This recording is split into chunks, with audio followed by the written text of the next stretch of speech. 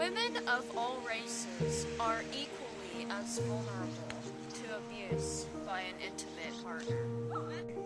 In Peru, 70% of all crimes involve domestic violence. Only 44 countries in the world have adopted legislation to protect women against domestic violence. In India, 45% of the men acknowledge abusing their wives. 40 to 60% of domestic violence cases were directed towards girls aged 15 or younger. In the U.S., 28% of women have experienced at least one abusive relationship in their lifetime. On average, one woman is murdered in Massachusetts every 22 days. 10 to 15% of women are forced to have sexual affairs with their intimate partner. 1 in 6 women will be sexually assaulted in their lifetime. Rape is used as a weapon of war to subjugate and to terrify entire communities. Women are deliberately impregnated and demanded when it's too late to get an abortion.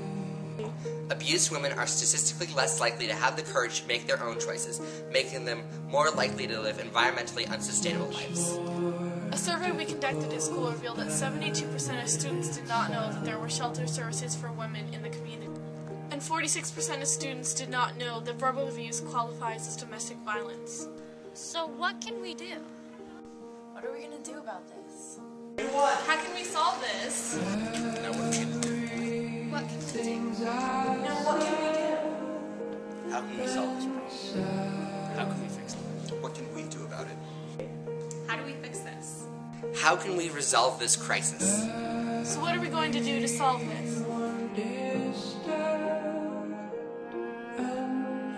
The solution we have proposed to this global problem is to increase access to women's shelters.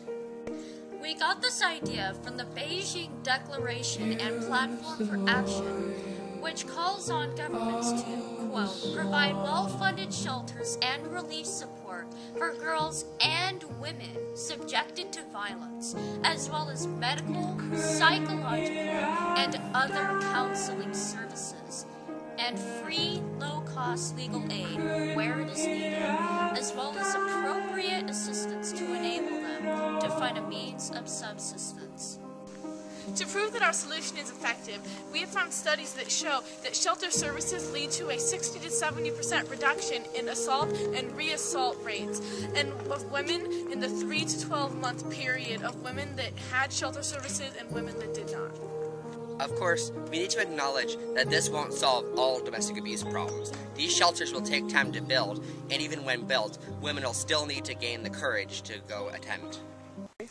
However, if shelters are built, then women around the world will feel empowered in knowing that society is both aware and sympathetic of their plight.